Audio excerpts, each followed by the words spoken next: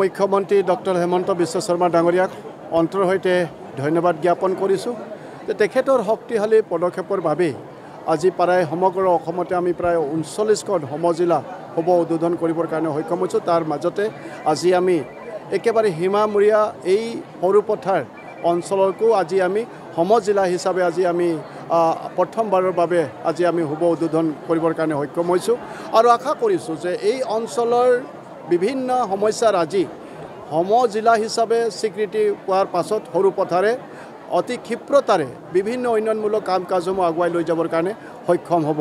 এজন শক্তিশালী বিধায়ক আচলতে বিশ্বজিৎ ফুকন ডাঙৰীয়া আমাৰ মাজত আছে, লগতে সাংসদ কামাখ্যা প্ৰসাদ তাছা ডাঙৰীয়া আছে আৰু ময়ো যিহেতু মাননীয় মুখ্যমন্ত্ৰী ডাঙৰীয়াৰ নিৰ্দেশ মৰ্মে ইয়াতে আমাৰ কেওটা জিলাৰ ভিতৰত ময়ো ইয়াতে মই গাৰ্জেন মিনিষ্টাৰ হিচাপে দায়িত্ব লৈ পেলাই আহিছোঁ। তো গতিকে নিশ্চিতভাৱে মই সকলো ৰাইজৰে আশীৰ্বাদ আৰু দিহা পৰামৰ্শ কামনা কৰিছোঁ যাতে এই অঞ্চলটোক আমি বিভিন্ন সমস্যাৰ আজি যিবিলাক আছে সমজিলা গঠন হৈ যোৱাৰ পাছত আমি যাতে সকলোবিলাক চৰকাৰী কাম কাজৰ ক্ষেত্ৰত ৰাইজক সকলো প্ৰকাৰৰ সা সুবিধাখিনি আমি প্ৰদান কৰিব পাৰোঁ।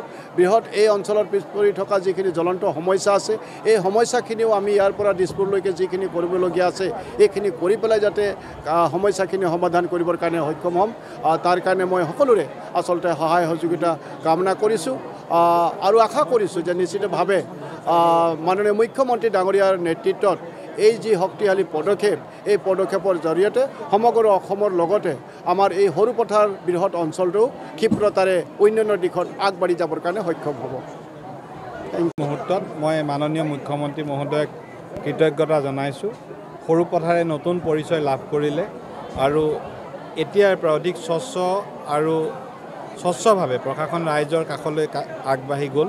মই আজি অনুষ্ঠানৰ মুখ্য অতিথি শ্ৰীযুত সঞ্জয় কিষাণ ডাঙৰীয়াক ইয়ালৈ অহাৰ কাৰণে ধন্যবাদ জনাইছোঁ। তেখেতে আহি সমজিলা উদ্বোধন কৰিলে।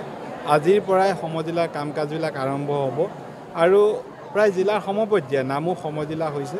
প্ৰায় প্ৰতিটো কামেই আমি ইয়াতে কৰিব পাৰিম। ৰাইজ বহু ধৰণে উপকৃত হ'ব।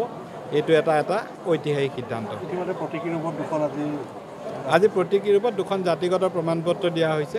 যিবিলাক কাগজ পত্ৰৰ বাবে আমাৰ ইয়াৰ পৰা গোলাঘাটলৈ যাব লগা হৈছিল ৰাইজৰ দুখ যথেষ্ট কম হ'ব।